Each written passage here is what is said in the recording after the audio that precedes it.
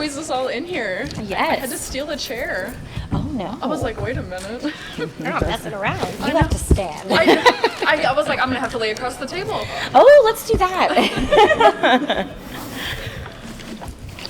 The whole Rocky Horror thing, right? Yes. Let me know if you need. I am always down for Rocky I'm Horror. good. Well, welcome guys to Game On Expo. We're so happy to have you. Yay! Cue applause. We need the signs like when there's a TV sitcom taping. Applause, yes. applause, applause, laugh, laugh, laugh. I also then realized, I was like, wait, are you saying it to them or are you saying it to us? You guys. We just came across as very rude. She's like, And they were like, Like, oh. awesome. I thought you meant them. yeah. And then I realized, like, wait, I think she was saying it to us. And then it This was, girl's so engaging. it's great. Thank you is the appropriate response. We were here. Oh gosh. Well, welcome in. Oh my gosh. So this is gonna be a blast. I know that all of you guys are in My Hero together, correct? So Yes. is it nice to be able to see each other and be like, oh, you're like bumping elbows with the same people again? And Yeah. Yeah. It's the only way we really get to spend time with each other is at a con. Yeah. Even if it's in passing for like 5 minutes. How's it going? How are the kids? Okay, great to see you. Even if we're from the same city, Yeah. the only time we really see each other is at cons. Yeah, pretty much. Yeah. It's true. Yeah, and we've the three of us have been in quite a few shows together, so Yep. But we record individually we do. for anime, for games, and all that. It's, usually for technical reasons. You got to match the lip sync, and it makes sense to pay one person instead of the whole cast to sit there and wait while the one person is matching lip sync, right? So. Although I'd be okay with it if they wanted to pay me to Oh, just I know. For us, it would be awesome to sit there and wait and scroll and play on TikTok. while you get paid. I know this is like a small excitement for me too, because I'm a huge fan of the WarioWare games, and then knowing that like the two of you were in the WarioWare games, I'm like, oh man, that's so cool. Like it's really exciting to like grow with you guys, and then like, being Gabby from Attack on Titan, I'm like, how does it feel to be so incredibly hated in the community? Yeah, not great. I have no problem whatsoever with anyone hating the character. That was like obviously intentional. The character was written that way. What doesn't feel great is when people have a hard time separating me, Lindsay, from like a character I play.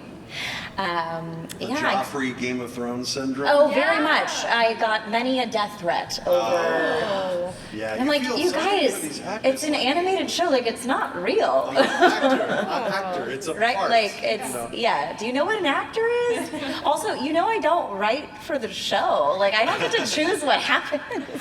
I have no say in the matter whatsoever. I feel like that had to have been her. Gabby could never. Yeah, and even when I have tried to explain that to people, most of the hate that I've gotten for it was like, DMs on Instagram or whatever.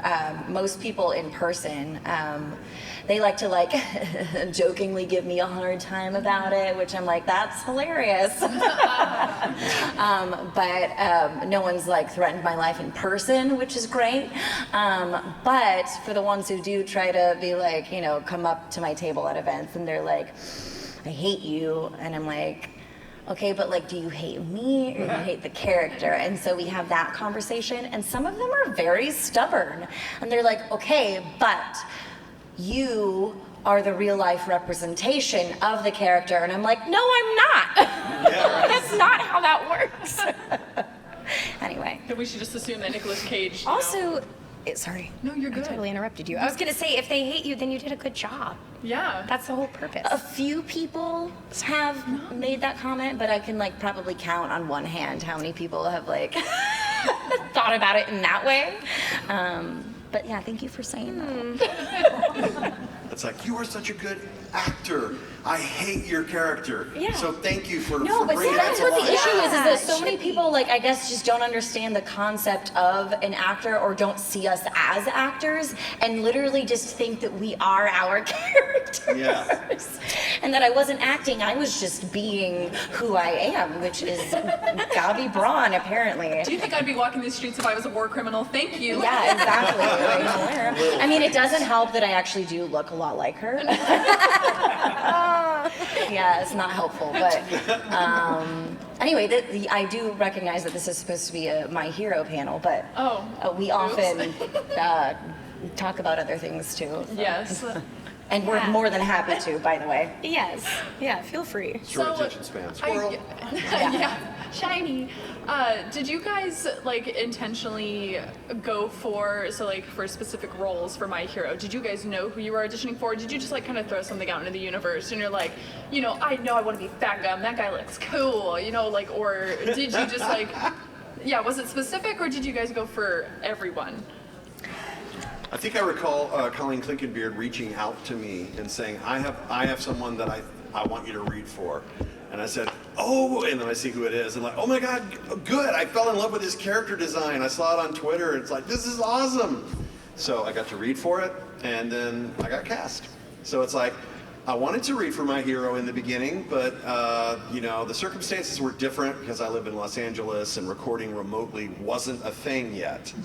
Now, people can live in LA or anywhere, honestly, and record for shows that are completely in a different place. That happens a lot. So that was amazing to get a character that I was already intrigued about and then read for it and then got cast and then, good times.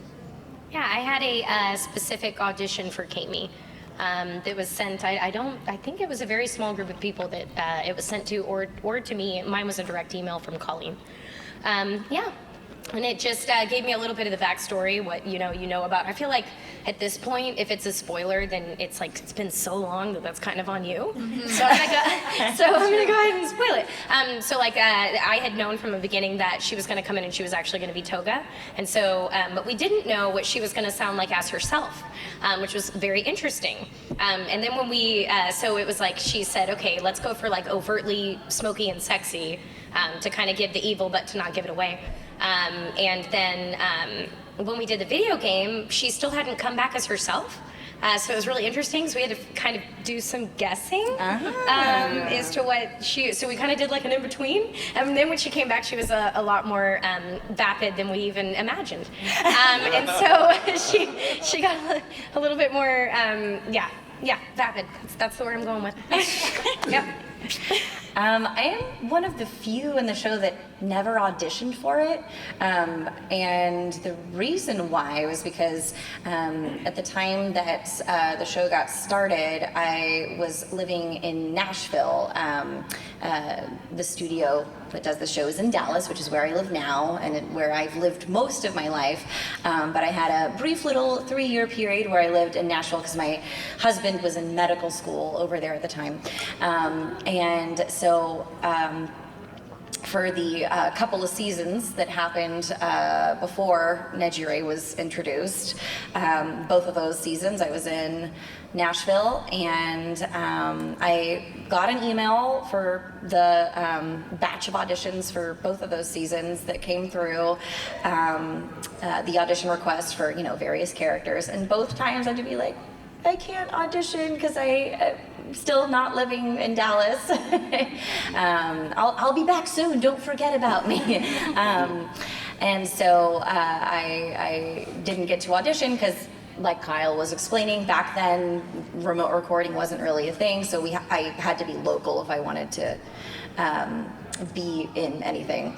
And so I remember the second time that I replied to Colleen, the director, and was like, oh, I'm so sad. I still can't audition for this season because I'm still living in Nashville. And I remember her replying and saying, don't worry, there are going to be more seasons of this show. And I promise, we'll have a character for you. I won't forget about you. So fast forward, moved back to Dallas, yay, and I was at the studio recording for, I don't know, something else shortly after I'd moved back. And I happened to run into Colleen in the hallway, and she's like, Lindsay, you're back, right? You're back. I was like, yes, I'm back, for good now. And she was like, okay, perfect. I have your character. You're gonna be one of the big three. Her name is Najiri Hata. And I was like, oh, okay, great, fabulous. She's like, yeah, as soon as I got the character list, for who I needed to cast for this next season, and saw her, I thought of you and thought you would be a great fit. So yeah, it was just kind of a thing that worked out. She had worked with me before on other shows, so she had a good feel for my voice and what type of character would be a good fit for me. So yeah. That's so cool. Do you guys have like a little ritual you do to like fit into your characters, like I guess kind of like a mindset, so you're like in the right place to record as whomever? Not so much, I feel like. I don't know. I feel like I do that mostly there. I feel like as an actor, you should kind of come in, especially with dubs and things like that, like sort of blank canvas, Yes. and then the director can see like the whole picture, so let them paint you whatever color you need to be painted. Yeah, I have the same approach. I don't do anything preparation-wise. I think that's the case for most of us. Maybe not all, but yeah, blank slate is the goal, because we don't get the scripts in advance, so we don't really know, for the most part, what we're coming in to record. At most, we'll know like what show it is, and obviously if we had recorded for the show already, then we know which character we are.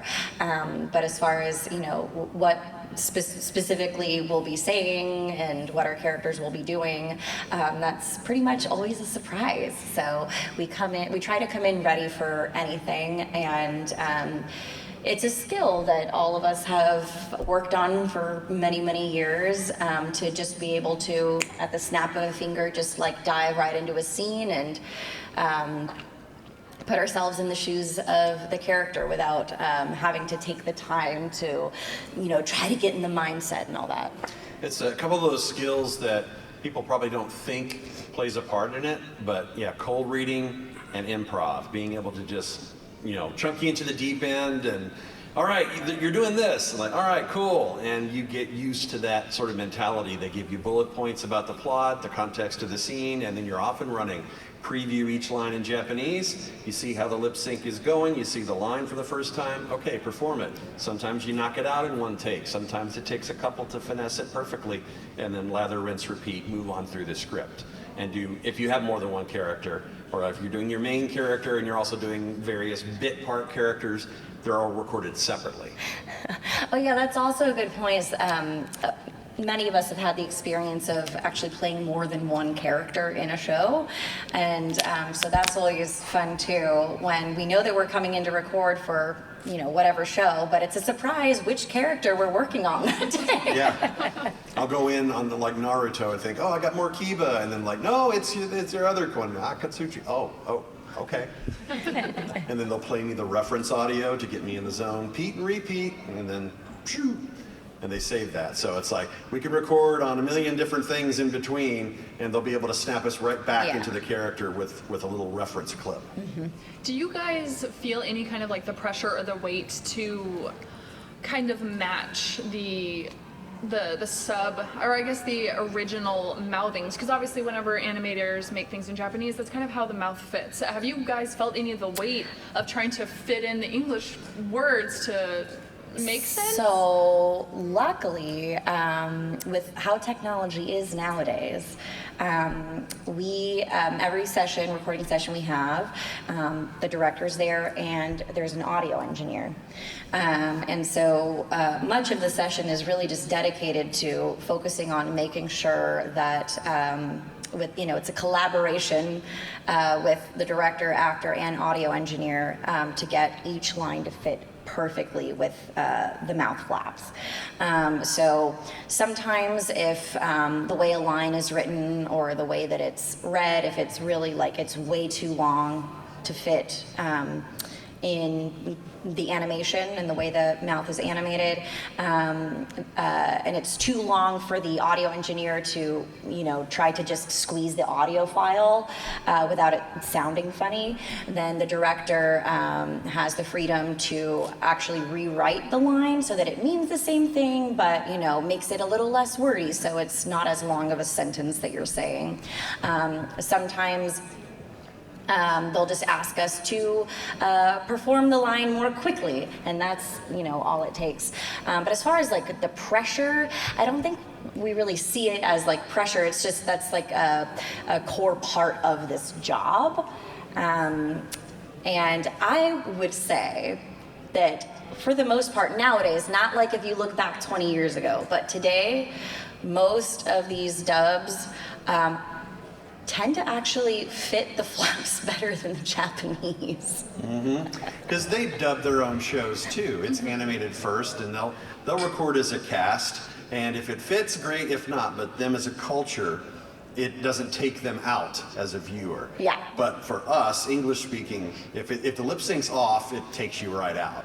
So we're always everyone working on it. It's a very detail oriented, like they're obsessive about making sure that it fits perfectly. I love that because it's like as an avid watcher of like both sub and dub anime, I've only watched some in sub, but like Soul Eater, for instance, whenever I was watching it all in English, I was like, oh my god, this is incredible, but like, now that I'm seeing and I'm going back to it, I'm like, okay, some fit, some don't, like, but you can really weigh those differences from before to now, and I never knew how much had actually gone into making sure that everything looks really nice, because it's like maybe they just kind of like, oh, I'm guessing, and just that's how we start when we do our first read of a line. It's a guessing, like, well, we'll see how it goes. You have to kind of pick your poison. Like if you're watching a dub but you put the subtitles on, that's going to get real confusing real fast. Oh yeah, no, because you don't want to do that. The English script has been adapted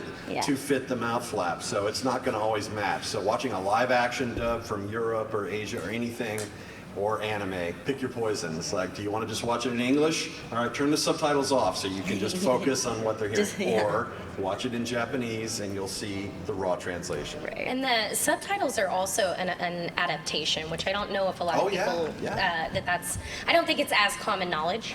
But I will say, like Soul Eater, it was one of their prize titles at the time, and it definitely got really, really good treatment, I think, in the studio. It was very important to the studio. But yeah, I think that it's when it comes to like the difference in the mouth movements, a lot of that falls on the script writers or the people that are adapting it.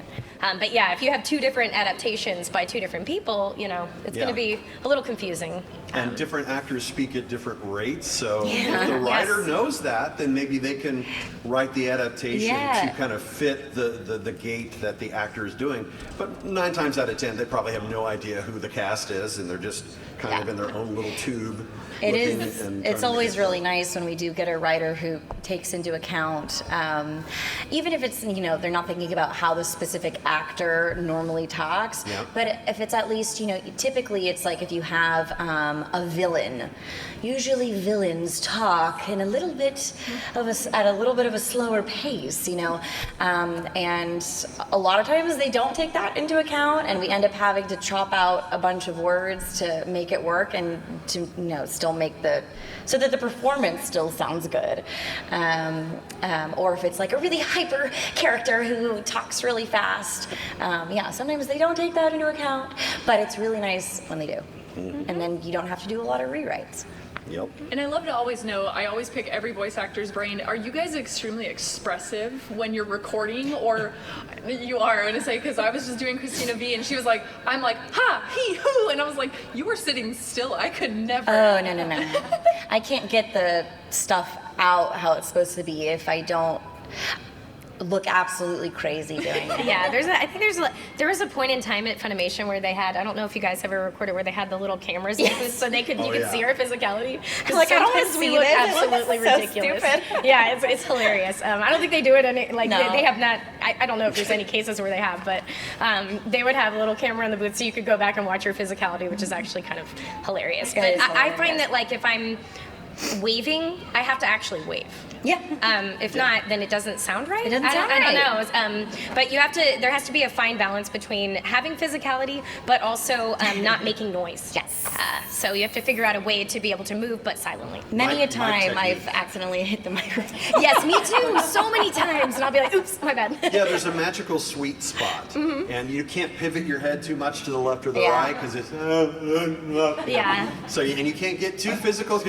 You know, knock the mic, or if you're wearing bling, you know, all that stuff. Yeah, you can can't hear wear that. loud jewelry. You know? No. Oh, and I'm so bad about that, y'all. I'll wear a charm bracelet. I'm like, what am I thinking? I don't know. I have to take all my jewelry off before I record and then put it on every time in between in the breaks. Because I feel like I'm naked if I'm not wearing earrings. Right. I don't know what's wrong with That me. would be very embarrassing if anyone saw you without that charm I bracelet. know. I don't know how I could live. Oh my god. But it is fun to kind of punch the air and why you know, and just make the crazy expressions because you are trying to mimic what that character would be doing in that moment. So yeah, we look insane, but we're supposed to. So. That's so cool. I know. I feel as if like when I heard from Christina that she's just stiff as a board when she's in That's the studio. I've never heard that And, well, about and then anyone. she was like, you know, props for people who can just be flailing in the studio. I was like, Like, honestly, no, it's the other way I around. cannot emote properly if my arms are not, you know, Same. like, all over the place. And so, like, I feel it would make more sense for some Yeah. people to really just like, you know, kind of throw their limbs all over. No, the that's place. very So- impressive that she can give amazing performances without doing all of the. And standing or sitting makes a huge difference Yes. too. Like if you're sitting, you're constricting the air and all that, even though it's more comfortable to sit. But if you stand up and your character's being particularly physical, it's freeing. It's easier to do it if you're standing. And the It mic is. can actually pick it up too. It's subtle, but the engineers can especially have a knack for that. And then, did you guys have just like a great time filming your, or I guess recording for your characters? Because like I know you said like Kami was very like kind of on the low end, and then, like maybe you two had maybe more of like a boisterous kind of recording for like yeah hee ha, you know, like kind of action type scenes. But did you guys have like a really good time recording for these characters? Did you have like a sense of pride for like, you know, as Fat Gum, you're like, I did so good mentoring my little peers, you know, kind of thing. Hey, well, my job in the session is to make the director happy. If my interpretation, if I can just nail it without them having to like do a line read, here, just read it like this. I will do that, of course, but I like to be given the opportunity to interpret the copy my way first, and we'll go from there. It's a collaboration, like Lindsay was saying, to work with the director to try to find the right emotional beats for the character and all that. But yeah, you know, if you nail a take and the director laughs, I particularly like that's the cracking up. If I can crack up the director, I feel great. Oh, Yeah. nothing feels better. Yeah. Yeah. You leave work like, yeah, did the thing today. Did that thing. Dang it. Even a highly emotional episode can be full of laughter and jokes in between the takes. Yeah. Yes. I love that. Does anybody have any questions? Pikachu. That's definitely me. Definitely me yesterday. Lindsay, but for Brittney Kyle, leave me at last. You need to be instructed because I did hear your voice lines before. I probably work both of these. Awesome. Anyways, I have two questions, which is cool. So for the first one, for all of you, what is your favorite voice line you ever recorded for your voice creator? It can be anything besides my hero. It can be anything, like whatever show that you cast on a character. It can be anything. What is your favorite voice line you ever recorded? Like your favorite moment, something. I think I could plug in next time on Dragon Ball Z to anything in life. Yeah, You that's just a apply good it to answer. anything. That's a good answer. It's like, oh, I'm so tired. Next time on Dragon Ball, you know, You anything. have the original Dragon Ball Z, and I like how you did voice up with all Gohan. Thank you. Appreciate that. So, favorite lines, guys? I don't know if I have like a total favorite right now. I have a lot of like slime stuff coming to mind, but just because I think the writing was so amazing, and it's also like the one thing that is like safe for all audience ages, because there's other stuff where I'm like that was really fun, but it's definitely an 18 and up case, and so it's fun in the context of that. But yeah, there was a lot of those lines. Probably like it's all good in the Goblin Hood was pretty fun. That's a good one. yeah, That's a really good one. Oh man, it's so tough. I'm also just awful at remembering lines in general that I've recorded. It's often a struggle, like when someone comes and gets an autograph, especially of a character that I voiced a really long time ago, and they're like, "And can you put a quote?" And I'm like, "Sure. What would you like me to write?" And they're like, "No. You choose your favorite." And I'm like, "I don't remember any of the lines. Hold on, let me pull up Google." Enter the name of the character and quote, and then like, okay, go through Wiki. Here's the quote. But some lines that I can share with you that I definitely remember because these are characters that people frequently ask me to include a quote on a print I'm signing or whatever, so I can give you a few. But these are not necessarily like my favorite of all time, but I do definitely like them. So let's see, Nagisa from Assassination Classroom. A good line that he says is, anything can be a sword if you polish it enough. It's like, oh yes, very deep. And then I think Nejire in My Hero, a cute line she says is, you need to have the heart of a lion, not a kitten. And then lastly, Pochita, one of the few lines that he has in Chainsaw Man, I'll give you my heart. In exchange, show me your dreams. I was like, chills. Feed that baby toast, please. Please, he wants bread. I love this. So much love. Chainsaw Man's been incredible so far, so I'm excited to see what else comes. Yeah, I'm excited too. I am I'm fully expecting a season 2 with how the manga's been going. So I'm just like, there's gotta be. I'm ready, but like, I don't know, Pochita's just kind of chilling and, Denji just like, in his chest. His little chest cavity, nice and warm. Listen, I'm ready for a Pochita spinoff. Yeah. Oh, that would be so cute. Right? It would do well, would just be because the about it. character's so cute. Do you have like all the merch? I have a lot of the merch, yes. I definitely can't say I have all of it. Okay. Because I don't know if I'd be able to find if you go down any vendor hall at any event, like there's so much Pochita stuff everywhere. It's very impressive. I think especially given how little the character actually shows up in the show, that it's like that's like the mascot character, but you barely see him in the show. It's all about the side characters, guys. I know. Sweet. He's the mascot. He is the heart of the show, literally. But people frequently who come up to my table really like to remind me, like, but you're barely in it, and I'm like, I know. Thank you. And for the second question, I have a question for Kyle. Well, I did watch that screening for Dragon Ball Superhero last year. Cool. For both Gohan and Piccolo. Yeah. But I'm wondering after the film, but even though there's lots of questions, even though I think I've heard if we're going to continue on or not. Right. I was asking so many questions for Gohan's youth form, what would happen for Gohan's youth form, Piccolo's youth forms, and control Broly's power.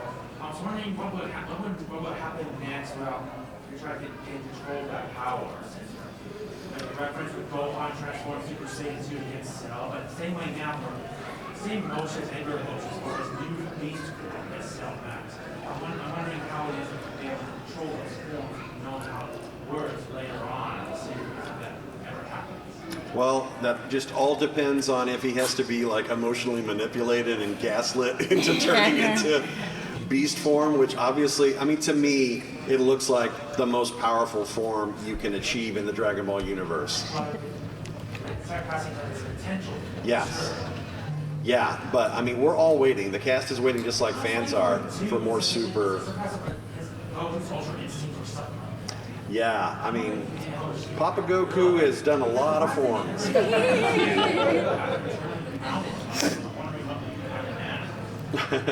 Yeah. Yeah, it's a lot of what ifs. A lot of stuff's up in the air, and I'm sure it's just a matter of time. It's a matter of time, you never know. Exactly. We'll see where the manga goes. We'll see when or if the show. I mean, it has to come back at some point. Got to. It's come back at some point. Even if it's just It will. movies. It will. Oh, you control his power, so I'm hoping Goku achieves Ultra Instinct will sometime. Yeah, because this is one of those franchises it's just tentpole. It's never going to go away. Yeah, it is It's always. way too popular. When you have something that had its peak supposedly in the early 2000s, and then suddenly it comes out with movies in the past 7, 8, 9 years that are consistently #1 at the box office. Yeah. People Crazy. still like Yeah. it. They're still Yeah. popping off. And all the anime films that have theatrical runs have done phenomenal. They really have.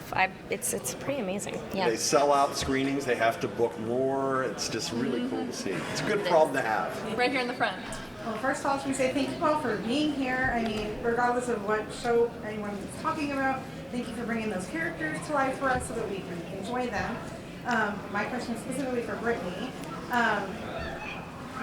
With so many characters that have so much like deep emotional, like I think like Takamori or like in like Kanan, and things like, there's like so much crying. How hard is that to get into that when you go into record, being in that emotional state to be like kind of vulnerable and just letting it all out? I feel like, well, okay, first of all, Sentai or ADV Films loves to make me cry, I feel like. It's like a thing. Brittney, so. Yeah, because it's got like Clannad and then Made in Abyss and Angel Beats, and I feel like anytime that they're like, we want the audience to cry, they're like, they hire Brittney's our me. girl. Yeah, people bring them up and I'm like, you enjoy crying.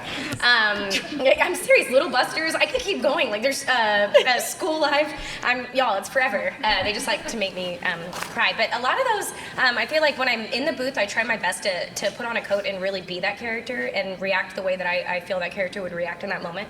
And a lot of the times I am crying. Like especially like a good example of this would be in Made in Abyss. I don't know if you guys have ever seen that, but I voiced Nanachi in that. And the parts with Midi, I actually am crying. And what was funny was at first we do a chase method there. So they run it and you just kind of follow it as it's going, and then they skip to the next part.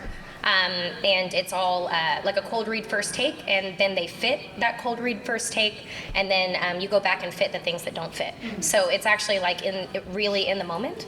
And when I had done that first scene with Midi, without any spoilers, because that one is recent enough, I feel like, fair enough. I actually cried, but I was so into it that I was a little bit like off, like kind of below. And they were like, no, we just really like that take. We're gonna make it fit. And then they came back, they're like, dang it, we can't tech-wise make that fit. So we went back and did it again. And then I had to cry again. And then they made a movie of the same part, and then I cried again. I remember watching the movie release at ASEN, and they had some of the Japanese animators there, and some folks that had done the music. And we were all sitting together in the front row, and they're all like stoic. Like, I guess they just spent so much time on it. I'm like snot crying, like in the front row, disgusting. Like I was embarrassing myself, like ah! And you could see them like, oh, okay, this is happening. And then we just did a new season of that recently. It was on Adult Swim, if you guys got to see that. And I was 8 months pregnant.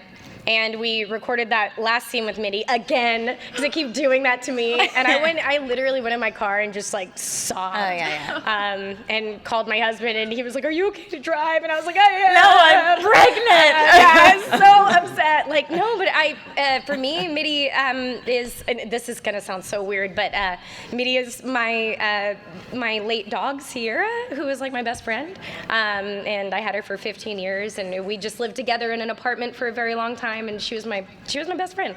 So like a lot of those things that Nanachi says to Mitty, even though I have to be in purgatory to be with you, I would do it all again, like that kind of thing. It just kills me. So, but yeah, so yes, I was very invested. The very long-winded version of that. Sorry. Yeah, season 2, Nanachi definitely ripped me apart. Yeah. I talked my boyfriend into watching Made in Abyss, and I was just like, the same thing, just the whole snot and everything. That's so dark. Disgusting. Way in the back.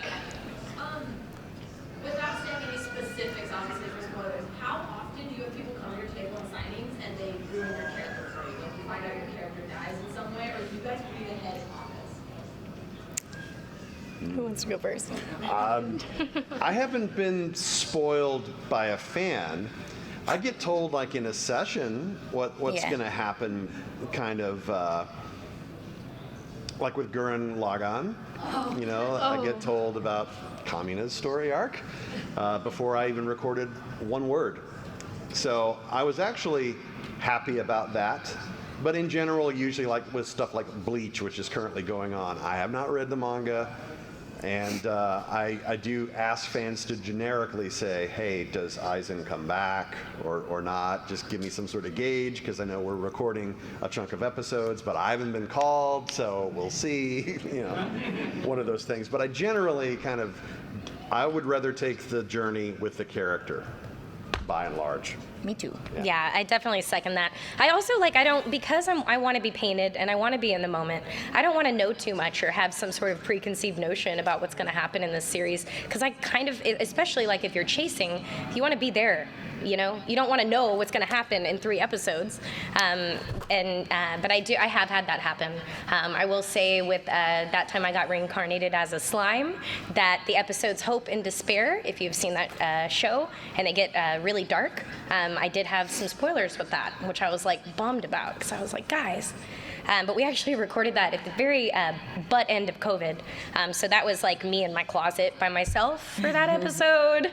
And so like I couldn't even cry on people's shoulders. I just had to feel the pain by myself in my closet. And I just got really silent. Cliff's like, are you okay? And I was like, yeah. But yeah.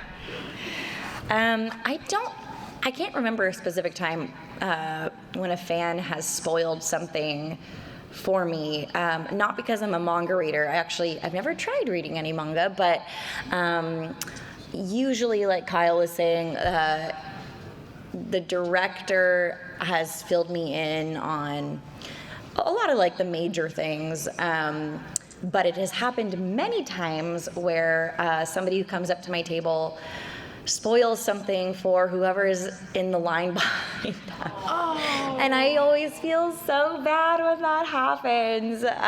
So even if you assume that the actor you're talking to knows what you're going to talk to them about, try to keep in mind that there might be some people behind you who are not caught up, and they might not know, and they can hear you. Oh, man. Gentleman in the back. What's that? Do you watch any of the shows that you voice in? There's not enough hours in the day, unfortunately. Yeah. First world problem. I've recorded on a lot of shows and in a lot of games, and I haven't played a lot of the stuff I'm in.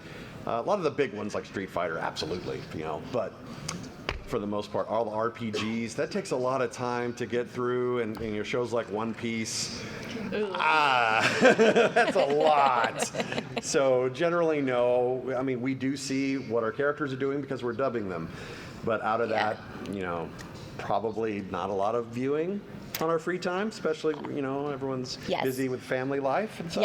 Yeah. Brittney and I are moms, so we don't have any free time outside of work. It's work and mom. Yes, work, mom, and yeah. And every now and then I did back in the day, I got to watch a lot more. But back then we would just get a disc There was no streaming, and now there's like all of this stuff you could watch. And yes, I will second that, especially in RPGs or like games. I'm terrible at playing games.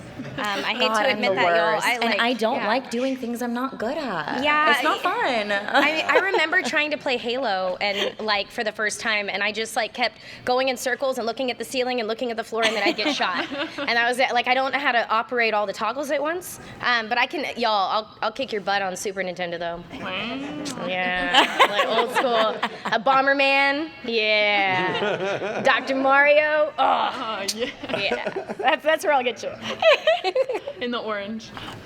Since movie 4 was announced recently, what are your guys' like hopes for it? On what? Movie 4 of My Hero Academia, what are your hopes for it? I hope I'm in it. Yeah, yes. I More hear screen Kimi's time. coming back. I don't know what she's doing. I hope that it's something good. Yeah, we'll see. Hopefully she hits on Todoroki again, because I think that's hilarious. Gentleman in the hat. My question is for Kyle. They told you they were making a movie for superhero. Yeah. Did you know that you were getting a uniform beforehand, or did you like happen to get your Gohan's in between? With what first there were leaks, of course, from the Dragon Ball fandom, and then it was confirmed with what happening in the movie.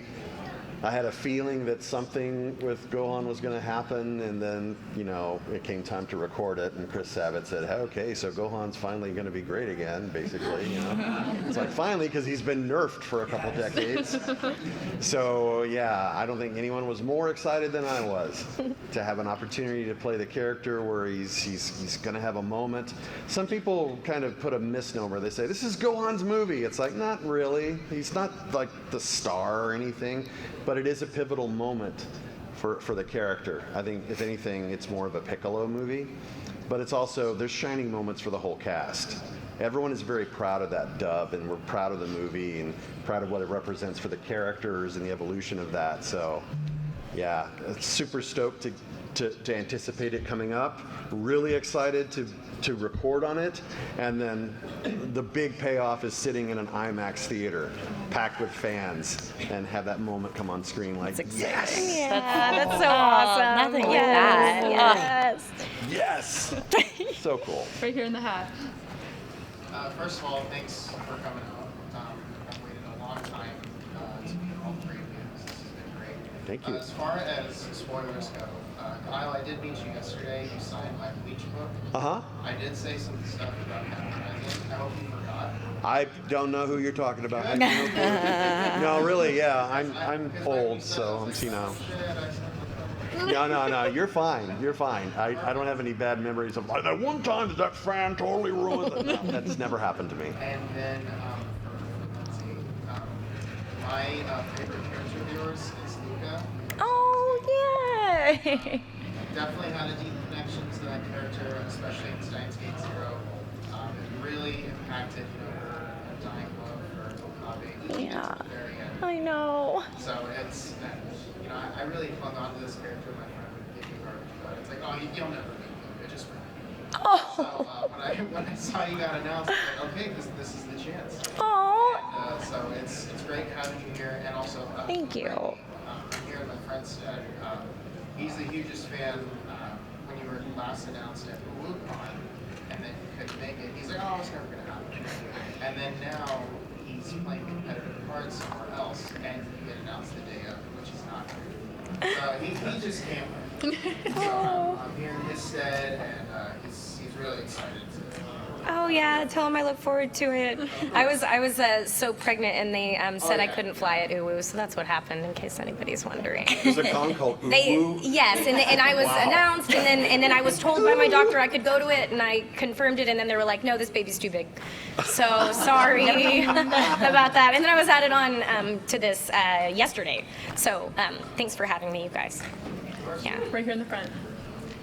Hi. So going back to what Lindsay said sort of in the beginning of some people being unable to separate the character from the actor, we sort of live in an age of parasocial relationships, and it can be very easy for fans to either conflate actors with characters characters, or especially with social media, feel like, oh, you're the closest of friends, or develop sort of perceptions that aren't necessarily based in reality about what the relationship is like. In being able to avoid that, what as actors what sort of boundaries do you sort of employ to make sure that everything stays safe? And then also what things do you think we as fans can do so we have sort of reality-based expectations of meeting you, and also so we don't necessarily inflate you with characters? What a wonderful question, and also Yeah, you that's are good. incredibly articulate. Well done. Who wants to go first on that one? I don't feel like I've never. Oh, sorry. No, please. I feel like in my experience, I haven't had to really set a whole lot for very many people. I often have more positive fan experiences than negative, and the negative ones I try not to really remember, because this is such an honor to be here, and to be able to meet someone that appreciates the what you do. And when I started doing anime in 2004, it was a very different experience at cons. And I think that there was a lot more in my experience, a lot more toxicity back then, but not necessarily of associating person with that. It was just that the common knowledge back then was that like dubs were just like an add-on, and it was like the gum on the bottom of the shoe of the industry. You know what I mean? Like it was like, and that was kind of the way that we were perceived more often back then, and that was most of my negative fan interactions at that time. But now I feel like there's not a lot you can shock me with. I've been doing this too long. So I really haven't had the experience where I feel like I've had to really do a lot. There are a couple times when I think that people are rude, but they don't mean to be.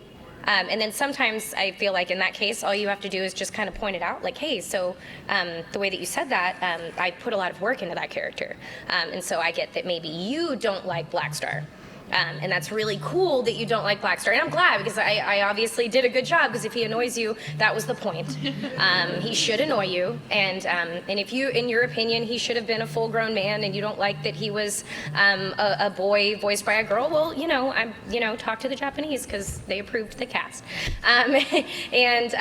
But also in the Japanese, there is a female adult voice actor, and I think that was why they went in that direction. But you're welcome to your opinion, But why are you telling me? Yes, but also maybe next time think about how I might feel, because I do love that character, and I did put all of my blood, sweat, and tears into it. So you cannot like it and just keep that to yourself. And usually the reaction is that, like, oh, I never thought about that. I'm sorry. Which is wild. Yeah. To me. Yeah. So, but it always ends up pretty good usually. Yeah. So.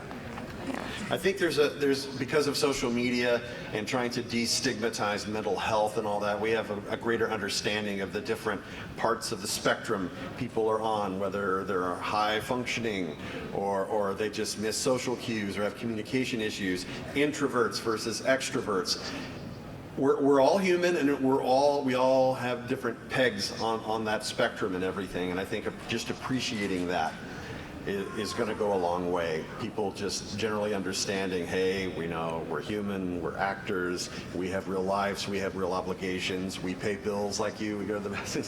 It's very flattering when it's like, oh my gosh, I'm so nervous. Like, please don't be nervous. I just have a cool job. Yeah. Would I freak out and get starstruck over someone that I looked up to? Absolutely. I grew up wanting to be Mel Blanc, who voiced all the Looney Tunes guys. Oh, yes. And if I were old enough and conventions were a scene back then and he were going, I would totally be in line and go crazy to get to meet the guy who inspired me to become a voice actor. But I also, in growing up over time and being in the industry and seeing different interactions and everything, appreciating that people have their on time and their off time, and we need to be respectful of personal boundaries and all that. So, Yeah. wholeheartedly agree with what these two have said. The vast majority of interactions I've had, both online and in person, are overwhelmingly positive, which is great. And also the vast majority of people are appropriate as far as, not, crossing any boundaries or lines or whatever. It's for the few times where things have gone into some unwanted territory. Almost always those times it's been on the internet, because that's easier for people when they feel more anonymous, and I think people are more hesitant or frightened or whatever to do that in person, although I have had a couple of people in person who have said some things where I'm like, do you know that I'm a person? So as far as advice goes, you were asking, what advice could we give to fans as far as all this goes? Really all it is just remember that we're people the same way that you are. We're no different than you are as far as how human we are. Yeah, as far as being able to separate us from a character we play, or also remember that we don't write for the shows that we're in, so we have no say at all whatsoever as far as the plot goes. That's a common one I will get, is common among negative things that will be said toward me. It's not that overall I get this comment a lot, but anyway, people complaining to me about something that happened in a show that I was in, and I'm just never really sure how to respond, because I'm I don't really know what do you want me to do about it? What do you want me to say? Do you want me to apologize on behalf of the show, even though I had nothing to do with the writing? It's always this kind of more than anything, it's not so much that for those of us who've been doing this for a while, it's not so much that our feelings get so hurt. It's more so that it kind of just puts us in an awkward position of I don't really know what to do. Am I supposed to, are you telling me because you are hoping that I'm going to make you feel better about it? And if that's the case, I have no idea what to say to make you feel better about that. So yeah, it's just the exercise of putting yourself in someone else's shoes and remembering we're just people. We're normal people like you guys are. We just happen to have an unusual job. Yeah. Every performance you hear is approved by the director and, of course, approved by the studios in Japan. They give the thumbs up on that. Yeah. So if you're hypercritical of a performance, why did you do it this way? Also, yeah, that makes me think, if there's a performance you don't like, blame the director. Yep. Yep. Because our job in the booth is to follow the director's directions. Yep. And there have been times where I've done something and then the director is no, I want you to take this direction instead. And in my head, I'm I don't think that's going to sound good, but okay. I don't say that out loud because my job is just to follow direction. And so I do it. And and if you don't like it, it's to you, the audience, if you don't like it, it's not my fault. It's not our call. It's not our call. We would not continue to be hired if we were sitting there and being combative with the director. Right. No, I think the character should do this. Yeah, we do not have final say at all. Yeah. So The director paints the picture. Excellent to know. So now we have a face for the name, just to let you all know. Well, and unfortunately, that is all of our time, unless we have a quick 2-minute question. Yep. If it's quick, go for it. Favorite quirk?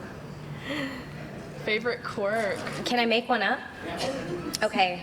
I've always wanted to send farts. Not my own, but just teleport. Always, your whole create life. And but since this show, I just think it would be nice to watch someone on TV, I don't know, some politician or something, and be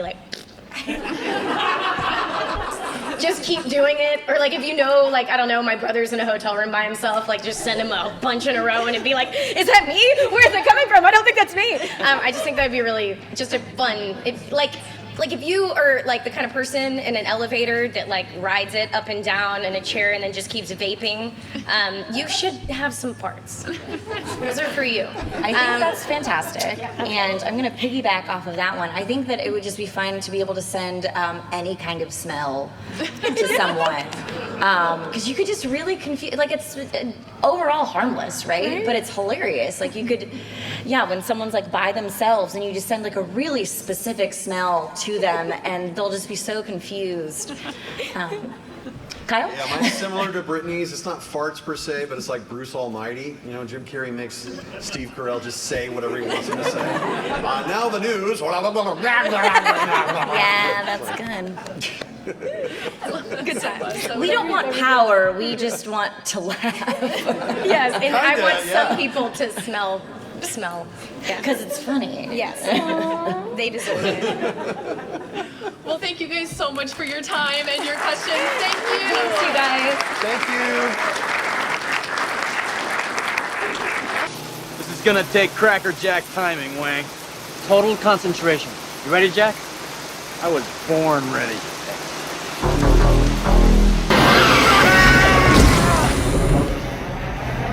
You will come out no more. What? Huh? What'll come out no more? Out of your mind, Wang. God bless you.